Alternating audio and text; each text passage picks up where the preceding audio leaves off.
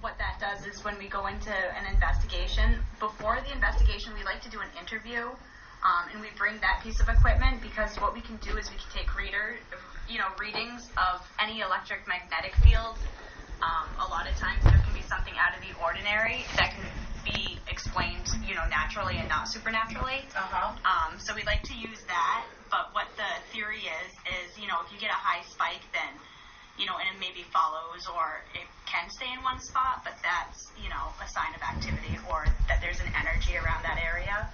That's definitely my favorite piece of equipment. It is? Absolutely. Yeah, it's good because then when we go in for the actual investigation, we already know what the baseline readings are going to be. So if an area is basically reading a 0, and all of a sudden there's a lot of, spikes in the EMF detector, we know that something is happening there. Or if we have an area that we've checked out earlier that has a lot of spikes, and we can't figure out what is causing this electromagnetic field to be interrupted, then when we go back for the investigation, we're really going to be concentrating on that spot. Oh, I see. So that's a really key piece of equipment. Oh, yeah. We can also, too, it helps us with, wiring.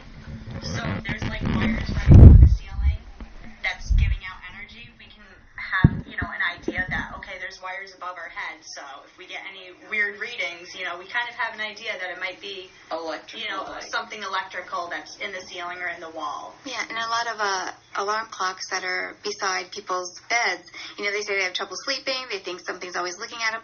Well, we check the EMF on their clock radios, and it's really high. And we'll say, well, this is where your problem is. So we want to get a generalized idea of what is going on in the house, what could be attributing to the factor that there's activity, and what things can we really look at to try to find a rational explanation for.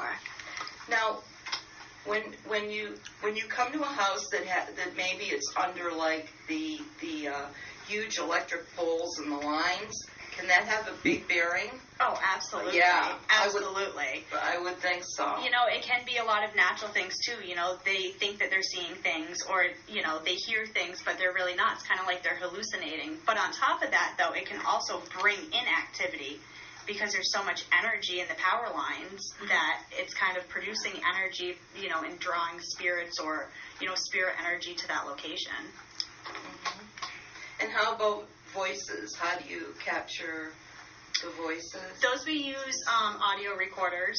So if you have a good, audio recorder, that's definitely between the K2, the EMF, and the voice recorders. Those are, I think, for me, the 3 top, pieces of equipment. And I don't really think that there's anything bigger. Of course, like a picture, if you can capture something on a picture, but when you're replaying something and you're the only one in the room and, there's a voice that's saying, hey, or get out, that's an amazing piece of, evidence. Yeah.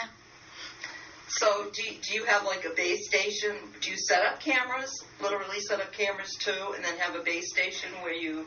Oh, yeah, absolutely. Yep. I mean, we have our own little area wherever, is accessible at the location we're at. We kind of have our base center, and that's where we have all of our DVR set up, and there's going to be somebody at that DVR all night that's going to keep an eye on all the cameras we have running, and if we see a spot of interest, then, we're going to mark it, so when we review, we can kind of review that one area a little bit closer. Right, like seeing orbs or a shadow. Oh, yeah, review is definitely probably our biggest part of the investigation, our most time-consuming. Oh, I bet it is, because you have to review the audio, the visual. Oh, yeah. I mean, you think about if we have 6 different cameras set up and we're there for 8 hours, right. Think about how many hours of review that is. And then on top of all of the audio, that's a lot of review for us. It is. It really is. So the evidence that you get, you review it, and then what do you do with that? Do you go back to the client and say, this is what we have, this is what we think, or... Oh, yeah. I mean, we do a very, very thorough report. Awesome, So, I mean, it has everything in it, and we go and we present all the evidence that, we found and, kind of advise them of what the next step could be or what they should do. So how many people on a team, like, say you're going on some night to a place, does it vary? It all varies. It all depends on how big the location is, how small the location is. If we're going to be doing a small trailer, say, maybe 3-4 people. Uh-huh. If it's a large location, then sometimes we can have the whole team. Wow. As long as there's not too many people to where, the noise kind of interferes with the investigating. That's true. true. Our biggest, concern is we just don't want any interference. That's true, yeah. Because you could be on top of one another, like, somebody could be talking and you'd be like, oh, that's Oh, yeah. Those are the types of things we need to mark. If we hear somebody upstairs trying to do an EVP session, we'll mark, so-and-so's upstairs. Yes. That's them. Yeah, Stomach noises are kind of like Stomach noises, things that we mark. We say no pizza, but we always get pizza. So tell me some of the interesting places that you've been to. Is there any that kind of stand out? For mine, my first investigation with PINE was definitely, my biggest investigation. Of course, you're going into it, you want to, not impress everybody on the team, but it's your first time meeting everybody, and right. You want to make, a good impression, and it was like everything just came at me on that one investigation. Oh my God, Heidi, really? So, Lindsay. Okay. It was at a church, and, it was crazy. There was one thing after another, whether it was somebody getting touched or hearing voices, seeing something. It was definitely a really crazy night. And for you got a lot of Oh, yeah. stuff I got poked. I had my hair pulled. I saw 2 apparitions. I heard things. I saw things. And then when I went home, I ended up waking up with scratches on me. And then before I went into the investigation, I got really, really sick before I even got to the location. So it was a nice introduction to the team. Well, I guess it didn't scare me away, so that's good. Well, that is Bring it all on at once. Wow. And what do you make of that, Heidi, that Lindsay got scratched and she seemed to be poked and her hair pulled the very first investigation? She seems to be the one that always gets touched in some way or other, regardless of what investigation we're on. Yeah. I feel like I always pick up on voices, or it's like sometimes I'll be reviewing my audio and it's one thing after another. So, I like to go into a room by myself because I kind of feel like things are attracted and I get more evidence. I think in a way that's very true. So. Yeah, and myself and another investigator, we were also very sick the minute we pulled into the parking lot. We did not want to go into the building, so we were kind of picking up on the same thing. That's great evidence, Lindsay too, was, to have yeah. all 3 people, sick with the same feelings and the same symptoms. What would that be? Why is that, I wonder? I think it's just like pressure. If you have a spirit activity that is around and very active and it knows that you're about to come into the building to conduct a full investigation, it's going to do whatever it can to keep you out. And that's how I felt. You get such pressure, sometimes it gets you sick. It'll make your stomach sick. Yeah. It was like whatever was there did not want us there. No, we just did it. And they were going to use its energy to try to keep us out. Right. And this is a church.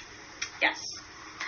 We just did a case a couple of weeks ago, and there were 3 of us were gals on the team, and one of the men was on the team.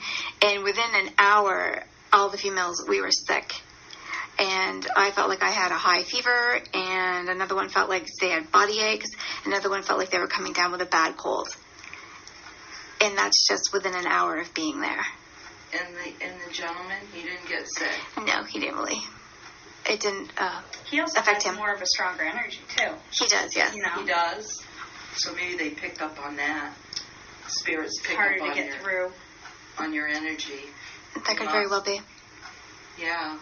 Wow. So that was pretty interesting, huh? It was. It was definitely an experience, and there's no denying anything paranormal after that, Did you go back to the church and tell them Absolutely. what you did and what you got? Well, we actually, we went on a second investigation there. Ah. So, and I could not wait to get into the second investigation. You couldn't. Well, you're a glutton for punishment. I could not wait. I stayed away. I was not a part of that one. So what kind of investigations do you think you do mostly? Do you do residential or other places like, build other buildings, businesses, or how much do you I'd say it's 50-50. Yeah? For my first year, it was a lot of businesses, which I was surprised, coming onto the team. But now it's kind of split 50-50. We get a lot of, I feel like we're getting a lot more residential. I think I do more residential and you do more business. I think when Yeah. depending on what area we're working in. Right. Yeah. I mean, a lot of the team, not all of the team goes on all the investigations either, so we do split them up, and we all kind of live differently from each other, so it's kind of Probably live spread out all over, and so whoever can come can join this one, and the next one somebody else. Not everybody's always available. Yeah. Well, interesting.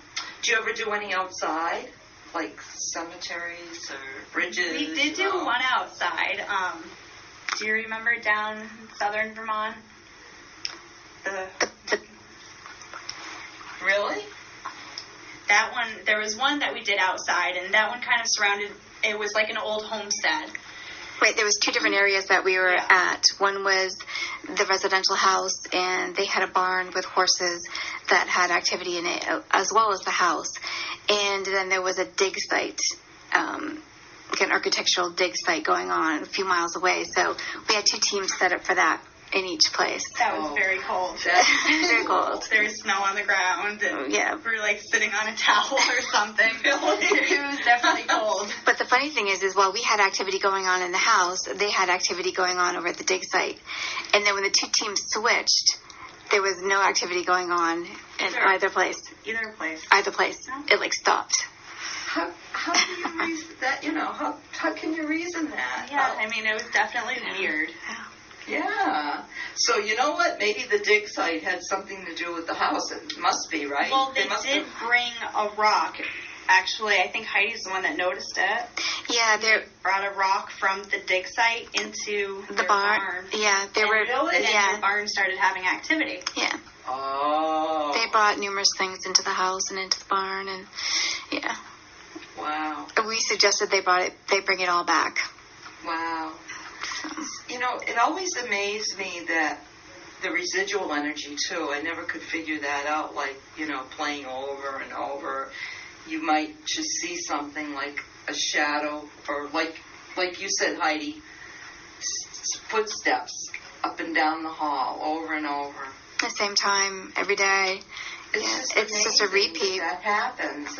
It's like imprinted, and it just... It is. I mean, it's amazing. Everybody has energy, and, where does your energy go? Exactly. When you release all that energy, whether you're angry, depressed, whatever, that's building up your energy. It's getting released someplace, If there's stone walls, it could be going into the wall. It could go into the floor, and... it's residual energy. And when people die, they lose their life. It could be a horrific event that just occurred. We know that we've been to battlefields, and they've been reported to have residual energy where things are just, replayed over and over again. You just see the soldiers out there. So, I mean, this type of event happens all the time and anywhere. Wow. Yeah. It's amazing. Now, I've had a kind of an event when I was a little bit older. My grandmother passed away, and she always loved the beer barrel polka. She'd play it all the time. And the year she passed away, actually, my mother and my aunt, her two only daughters, and I were in Florida. We went to Epcot for my birthday, and we were at a Mexican restaurant. And Mexican music was playing, it was going, and we were eating the dinner, and when they came out with a little cake, I kid you not, the beer barrel polka came on. We all looked at each other like, what the heck, How can spirit manipulate sound and electricity and all that? Sound and electricity, it's energy. They can use their energy and manipulate other energy. Just amazing, Absolutely. Because I could kick myself. I should have gotten up and said to the manager, "Is that a recording or something, or did everybody hear that, or did we just hear it?" Because we were like, we were stunned. Loved one wanting to come through and say that they're okay. Very much so. Mm-hmm. Yeah, give them a birthday greeting or something, Yeah. So that kind of got me involved. A lot of people, that are involved in the paranormal, it is, some experience that they had as, either as a kid or with a family member that's passed on, and it kind of perks their interest, and they want answers. They want to know why, how exactly, Lindsay, because you can't explain it. It's like, how can this happen? And that's just it. I mean, and maybe it's because your energy and you're closer to your family, It's Right. not going to scare you as much to see a family member as it is, a black shadow walking through your room. Yeah. I mean, I know that I've seen a family member, and when I saw a family member, it was just peace. You would think that I would be scared because it was my first real experience with a ghost, but it was just this overwhelming feeling of peace and comfort, and everything was okay. Wow. Was it in your bedroom, or they come a lot when you're sleeping? Yep, that's exactly what happened. Really? I was sleeping, and my dog was on the floor, and it happened to be this family member's dog. And I woke up, and he was hugging the dog, and just turned around and smiled at me. And it was like he said a message without saying a message. It was kind of like, I could hear what he was saying in my head, but he didn't say anything. And I mean, it was just an overwhelming comfort. I wasn't scared. I actually kind of smiled and turned around and went back to bed. Wow. And you would think in that situation that, you'd be a little bit unnerved, turn on my light or what's going on. But, it wasn't like that. And he just vanished? And then he was just gone.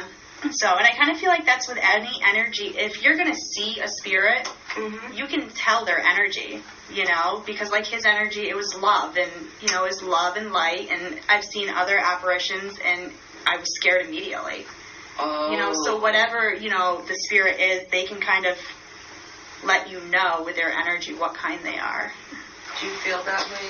That's true, Heidi? I do, yes. I've never had the same situation as Lindsay's had where I've seen a lost loved one or anything like that, but it's easy for me to pick up on the energy of a spirit, Sometimes they're, hyperactive, or they're very quiet and they're just sort of watching you.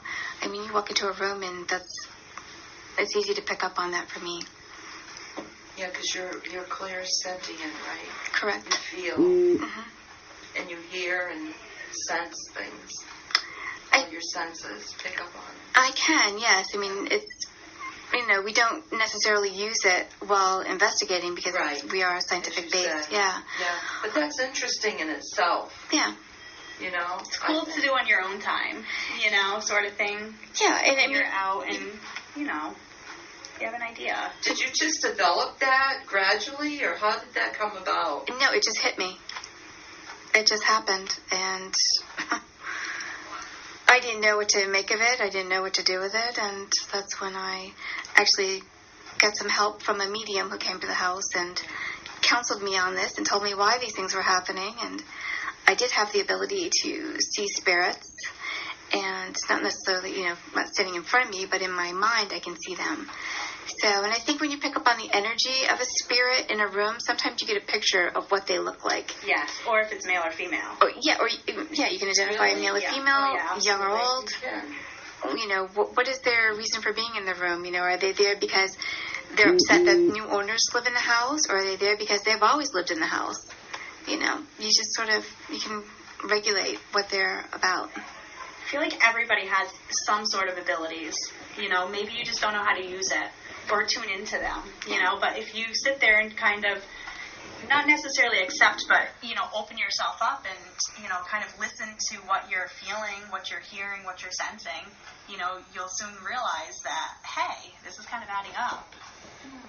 And I feel like that's kind of, a way a lot of people kind of learn. Yeah. I mean, sometimes it's hard not listen to it. I mean, we have team members who don't pick up on anything. They just That'd be me. Nothing, right? They go and I get nothing. Yeah. But there are times when they do. It's like I really feel like there's something in the room. They feel something. So, I mean, it is possible for, I think, because they're around other people who can, it sort of wears off on, I don't know how it works, but. Yeah, it's just interesting. I mean, who knows the how or the why, but I but think it everybody does, can right? conclude that it's an amazing thing. Mm-hmm. And you, Lindsay, I think you have a bit ability too. Yeah, I mean, I definitely have a few things going on. Well, they're drawn to you. But Is that? oh yeah. I mean, You're open. definitely. I think that's what it is. You know that they're not going to come to you if you're completely closed off. So if you're open, they're going to be able to know that you're open. And it's just kind of learning how to communicate with them.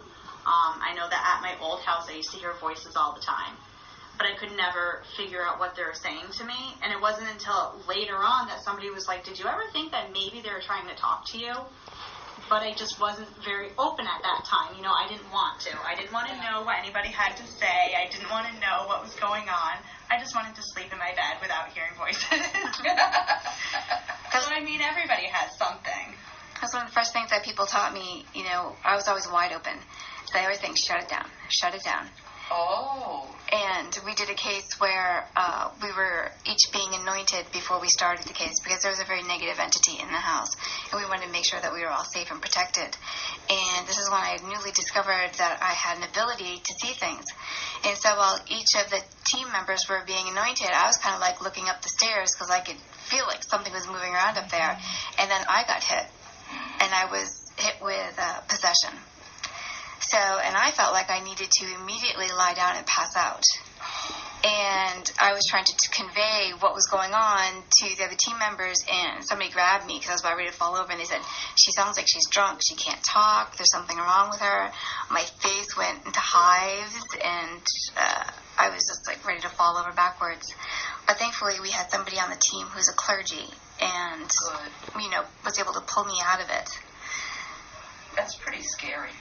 Oh yeah, it is. It's paranormal investigating isn't all fun and games. You know, people think that it's just fun and you know, let's go out in a haunted cemetery and see what we get. And things can follow you home, things can attach to you, and things can definitely harm you. And we need to be prepared. I mean, that's why we get like the interview questions. We know exactly what's going on in the house. We know what we need to bring, and we know how we're going to be protecting ourselves while we're there. Oh yeah, exactly.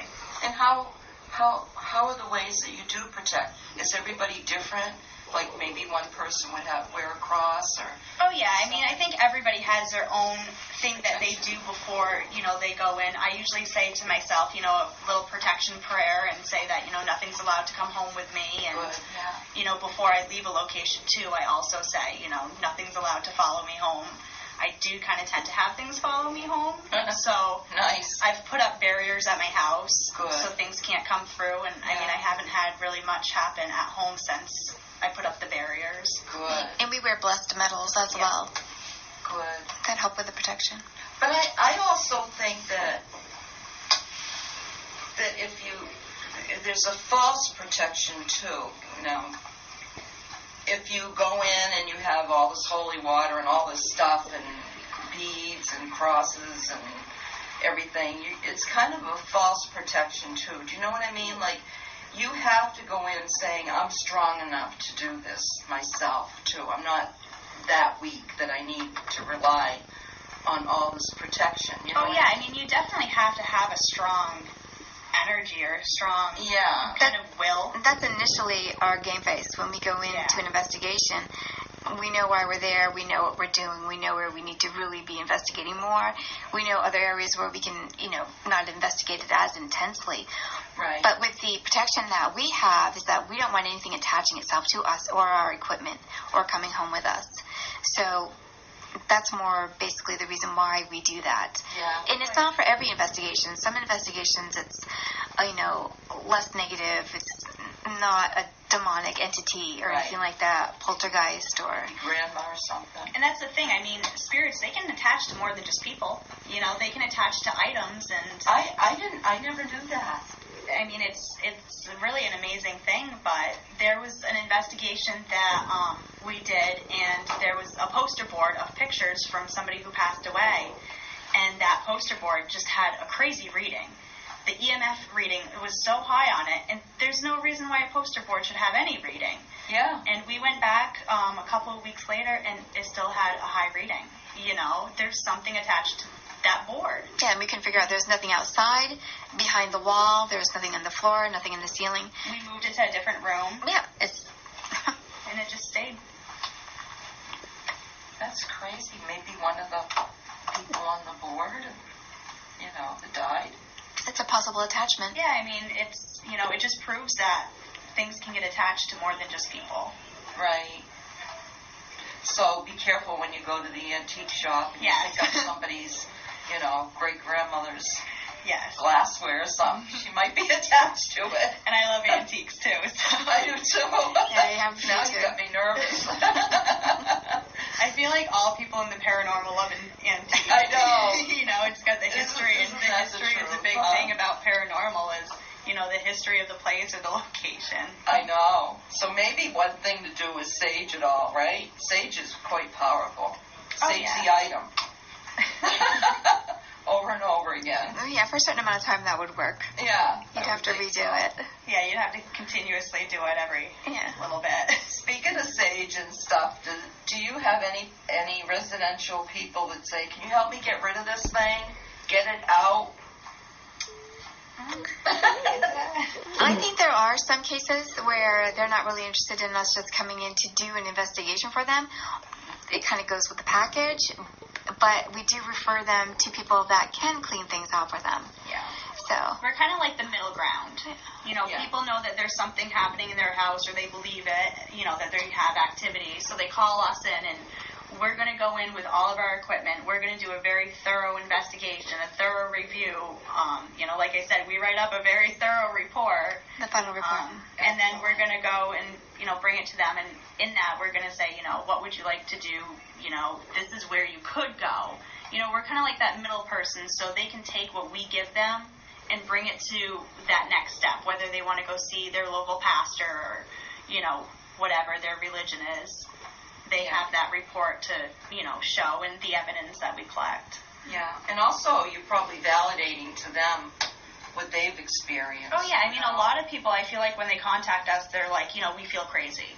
A lot of people, they want to be told that they're not crazy, and, they're not. I know, because that can, make you wonder, And that leads a lot of people to not reach out either because, they feel like, they're crazy or they're seeing things, and, that's what we're here for, is to tell them that they're not, and, Yeah, very interesting. So, so you do a lot of residentials, and you have done some outside investigations, churches and businesses, huh? Some businesses too. Yes. Are they just validating that they've sent stuff, the businesses too, or do they want them gone, or? I feel like every investigation is different. Yeah. Some people just want to know what's there. Some people want to know, don't necessarily care that there's something there, but wants to know that there's nothing negative there. Oh, yes. I mean, every place is different. Every person is, unique, and every case is unique that we go on and do. Yeah. I think documenting what they feel is happening in their home, it sort of validifies what they're seeing, and they're not going crazy. So by us being able to do that provides a lot of relief for them, in a way. Yeah. Do you find that, a lot of relatives kind of stick around the homes? Like grandma or uncle? I don't really feel like a lot of our investigations have to do with past family members. Oh, really? I kind of feel like they're all random people. I think there's been a couple where there's been a lost loved one. Yeah. And, but yeah, mostly that's not the case at all. Wow. So why do you think spirits kind of hang around? Why don't they move to the next level? I mean, sometimes they can have something that, they need to finish. Maybe they had unfinished business before they passed away. Or maybe they passed away in a really tragic way. If they passed away in a car accident or something like that, maybe they don't know that they've passed.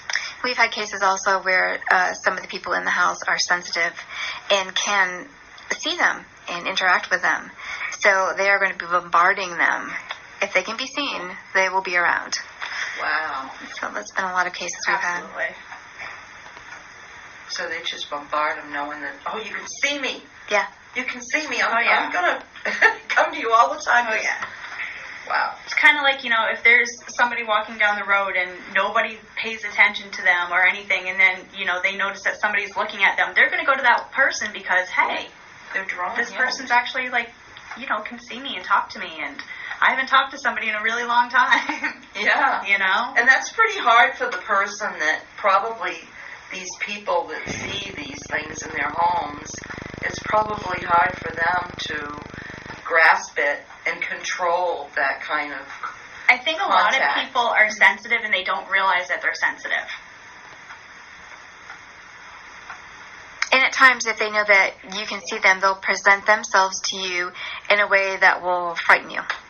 You know, what are the things that are going to scare you? Do you not like clowns? Do you not like something hanging, you know, off the ceilings or something? You know, anything. It'll present itself that way to you. Does it do that? Have you seen that, Heidi? Different things like that? No, I haven't seen anything like that. But I've been on cases where people have been dealing with it. Ugh, Yeah. terrible. Wow. So how far out does the team go? Does it just do your paranormal investigators of New England? Do you just do Vermont? Or do you go to other states? We've been in New Hampshire and over in New York. Have we been to Maine? I don't know. I don't think there's been any. I don't think there was one in Maine. But New Hampshire, Massachusetts, New York. Oh, yeah. That's the area that we are in. Yeah. New Hampshire's got quite a bit of activity Oh, yeah. down there. Massachusetts, definitely. Yeah. They're a very historic place. Yeah. To be expected. Historic place is a big thing. What is that place in New Hampshire that's like a stone? That place is amazing. I can't think. It's like America's Stonehenge. Yes. That has some crazy energy in it. Yes. And That's what then they say. there's one actually in Woodstock, Vermont, which is kind of by me. And There is? it's a really crazy place, and it has all the big stones, and it sits in a bowl in the land. I mean, that's the only way to describe it, is it's like a big bowl Like cut out, Cut out. and Stones around it. yep, that has all the stones. It has a little building that you go through, and kind of people like go up there for the winter solstice, and because you can see, you know, it lines right up with the Stonehenge and everything. And there's a few other places that kind of are off into the woods. I haven't been to those places, but I did visit the one in Woodstock, and that has some crazy energy. I got very, very sick. I came home and I slept all day long. It drains you with your It completely drained me. Both my husband and I went, and we both went home and slept. I was so tired. It was so hard to even drive home. We should plan an outing. It's an amazing, there sometime. place. I would love to see that. I didn't know that was there. I would, yeah, that's and a lot of people don't. Yeah. See, I did this thing. I went to the library, and I ended up getting this book that was Vermont's it was Vermont Ancient Cultures. Oh, And it yeah. has all the ancient sites in Vermont. So I decided that I was going to go down the list and check them off. That's really cool. There's a lot of cool places in Vermont that, I mean, we just don't realize that are here. Now, what about Emily's Bridge? I think your team investigated that, if I remember right. Yep, the team investigated it. I wasn't on the team when that happened. I don't know if Heidi was. No, I wasn't either. But I have investigated it myself a couple times, actually 3 times. I personally didn't have any. Yeah, I hear activity. both sides. I hear it's not, I don't believe the team did either. and then I hear it's true that it's haunted. But Well, my thing is, when I went there, all the times that I've gone there, you know, there's the river, the water right underneath the bridge.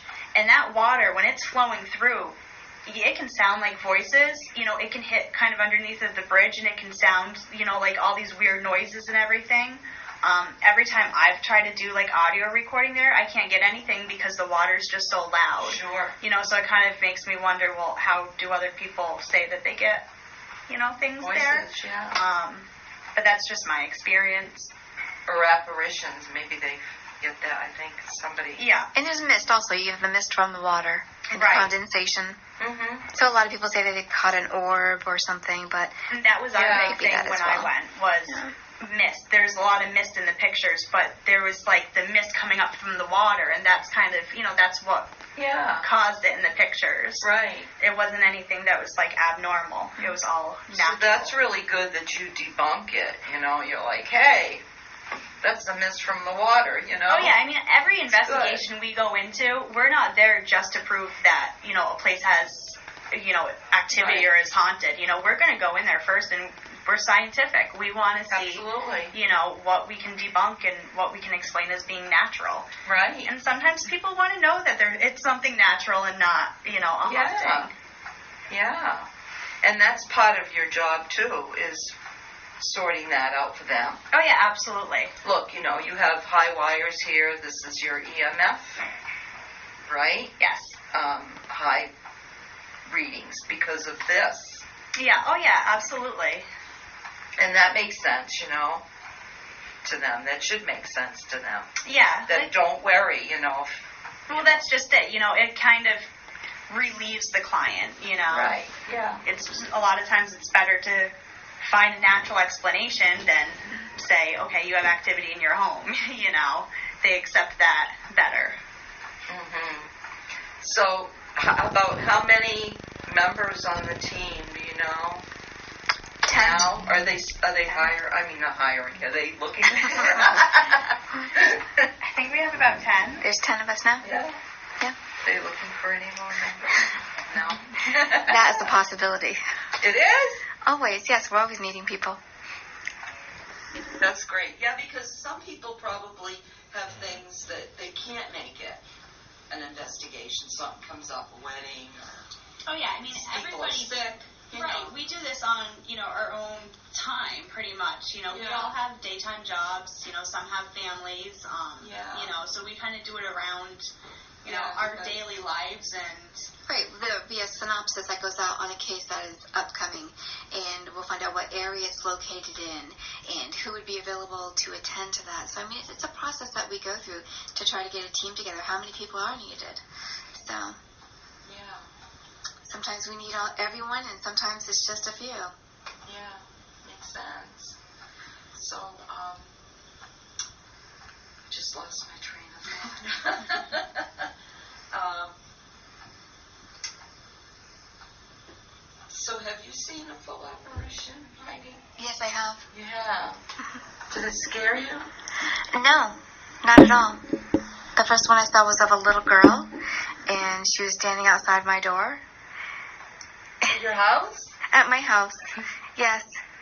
And she wasn't frightening. She was very peaceful, very calm. And Goodness. I've seen other things that have been negative, too, as well. Not so much as an apparition, but like in a shadow or a mist that goes by really fast. So, And you knew it was negative. yes, very much so. Sensed it. Picked up on it being negative, yes. You can definitely tell the energy. And she was just standing there looking in the door. I can't tell anything because I never see anything. I never see anything. But I do pick up on, like, I do feel things. I have Yeah. to say that. I think everybody does. Like Yeah. I said, it's just kind of being able Don't to see read stuff. yourself and, being able to sense your own feelings. And sometimes you'll pick up on something, and if you don't want to tune into it, you just sort of brush it off. Oh, yeah. But if you want to take the time to really, well, what was that, and try to really resolve what it was that you felt, it kind of gives you more information that way. So, what really interested me, Heidi, was you had said earlier that before you get to an investigation, sometimes they know that you're coming, and you sense things before. Yes, I mean, that's true for any investigation that we've gone on. They know ahead of time when we are coming. I know. It's crazy, huh? Well, in a way, yes. But then for me, no. I'm sort of used to it, and other people on the team are used to it as well. We know that they know we're coming ahead of time. And when I first found out that I was clairvoyant, I got some information on a case that we were going to do, and I just had the name of the client, the location that she lived in, and the type of activity that was going on in the house. And so I'm just trying to envision where she's at and what's going on, in her home. So I actually had a picture of many floors to the house, it being very large, it being a farm, it being an inn, just like a multitude of things going on in the house. And I knew that there was an entity that was on the second or third floor, and there was an entity in the basement, and I picked up on that. And so when we met with the case lead, he was giving out more information to another team member. I said, I don't want to know anything. Yeah. But I told him what I had picked up on, and they said, you're exactly right. Well, while I was getting this information, it was given to me by one of the entities that was in the house. So I had made contact with that entity before I ever arrived to the house, like a month later. And that's amazing. Yeah. That's amazing that you got that much information before you even got there. Mm-hmm. And you made contact with one of the entities. Another interesting story is that I did a walkthrough at somebody's house, and I knew where the house was located. So I'm just trying to envision the house and what the energy is around the house, what could possibly be causing the activity. And in my mind, I saw a very dominant woman. She's very in control of the house. She was once an owner of the house. She's very proud of everything that was going on, and everything had to be run in a certain way. And of course, this is her energy that I'm picking up on. So I went through the house and came up with a few other things that were going on there. When I got home, I called another team member. And the first thing he said to me, he said, did you see the woman? Now, he knows nothing about the location of the house that I was just at, where it was located, or whose house I was going through. But he wasn't there. He wasn't there. I just said, they're having this kind of activity in the house. There's like knocking going on their bedroom door. Oh. He says, did you see the woman? And I'm like, yes, I did. So I think they're preparing you before you get there. I think in a way, yes. I try not to do that anymore. I've been taught to shut it off, to keep it low, don't run it high, so that I'm really open, which keeps me more protected. So I don't try to do that as much anymore. Yeah, just wait till you get there and then dive into it, but not beforehand. Yeah. Wow. What do you think exactly. of that, Lindsay? That's just crazy. Yeah, I mean, it is, but she does it too. So. I get it too. So, I mean, I definitely have had some weird, things happen, and before you even get there, or?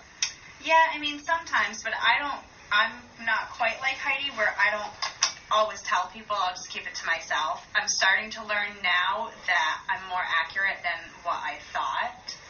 So I've started to have more feelings, back last year, and this didn't really have anything to do with the case, but a personal experience is spoke to somebody. They were having activity in a condo, and they just worked at the place, but there was activity in a condo, and this person passed away, and so she kind of talked to me about it. She more just wanted somebody to talk to. Mm-hmm. So we talked about it. I've never met the person that passed away, didn't know him, didn't know anything. Mm-hmm. I got a kind of a weird feeling when I was talking to her. I went to bed that night, and I relived his whole death. And that was I woke up, and, I was asking somebody who worked up there questions, and I was like, did he look like this? Was he, like this? And, was he about this old? I knew exactly what he looked like, what his personality was. I felt, all his stress and why he took his own life. And, I mean, I went through every step. Oh, with suicide. So, yeah. Well, these are things that we do separately from PINE. Yeah. If we go on to a case and we pick up on danger, something very dangerous, then we would definitely notify other team members that we think there's something going on, upstairs. Like, we don't think we should be going up there. Or we need to stay away. Yeah. They're going to let us know that it's time for us to go. Yeah. Basically, so. And that's great. That's great to have both of you that can feel that, because you may save somebody from getting hurt or. Right. I feel like, danger on investigations, if we use any, feelings or anything that we get, it's more of we have a funny feeling about this room. Let's go investigate this room farther. You know, it's not really, we don't go out and say what we feel or anything like that because, you know, that's not what we do. But we can use that and say, you know, it feels like there's something in this room. Let's take our recorder in this room because for some reason, you know, we're drawn into here or, you know, something like that. And it also may validify why the EMF detector is going off crazy or something. If we're getting high readings on the K2. So it can be used to coincide. So when you get high readings on the K2 and the EMF meter, right? Yes. That's means something. Something's there. Oh yeah, something's in that path to make and it if you go feel off. it, then you know that.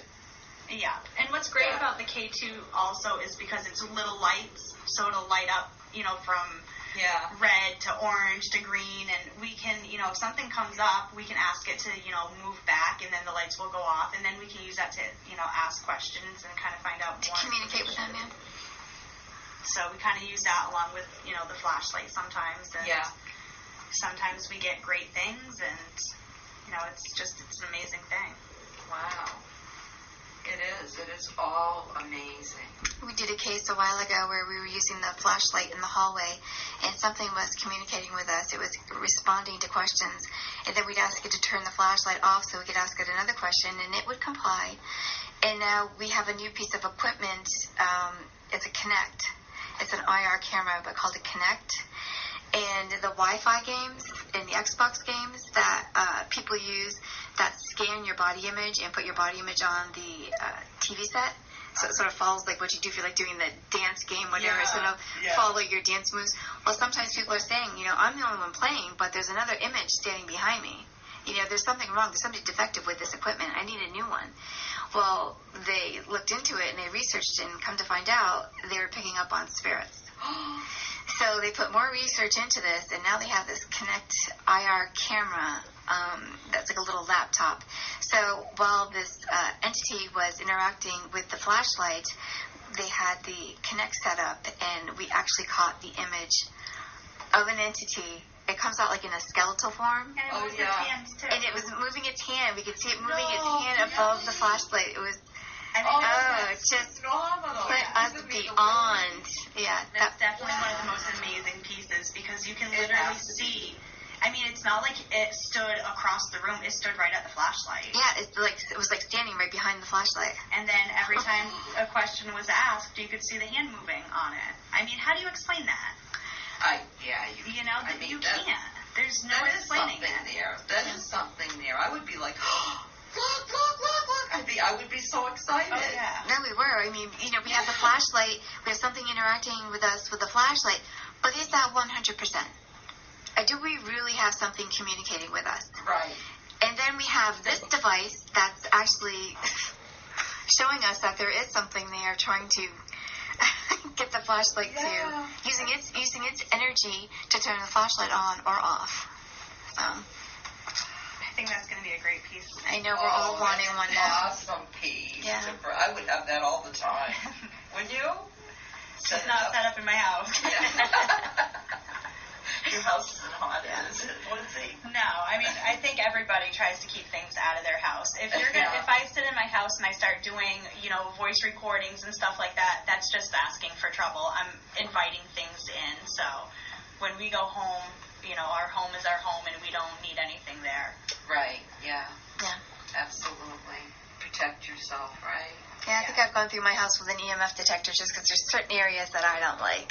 Really? Yeah, but nothing came up, so I was like, okay, that's it. No you know more. what? I have two, and it's funny because there's one spot in my bedroom that I always get a creepy feeling for, and I have like seen things in this area at different times, but there's this one spot, and I ended up taking the EMF, and it read such a high EMF. What I have is a like humidifier, and it read such a high EMF that it shut off my EMF detector. And I was like, well, there's my problem. There should be no equipment that is giving off that much EMF. Right. You know, it's an old dehumidifier, and I was like, well, maybe we shouldn't use this on high anymore. Yeah.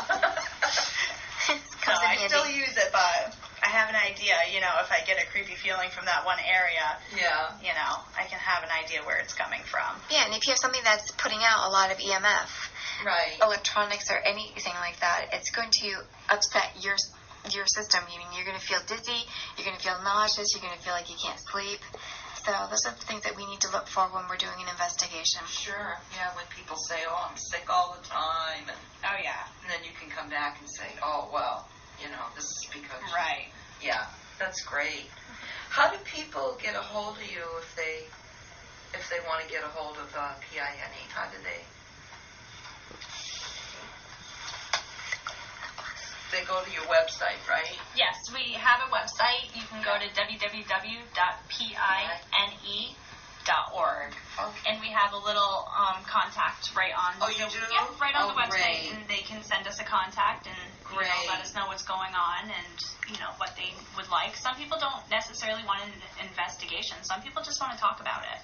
They And do. that's what we're here for. We're here to help people, and Maybe perhaps that's an opening for them, they just want to talk about it first. well, that's just it. They just want to talk to somebody who's not going to judge them. Right. You're not going to That's run crazy. to your neighbor and drink tea and talk about, the ghost that you think you're having in your house. Right. You want to talk to somebody who's in that field and who, works with it on, a regular basis And has takes that it seriously. Exactly. Because, it's a serious matter. And that's just it.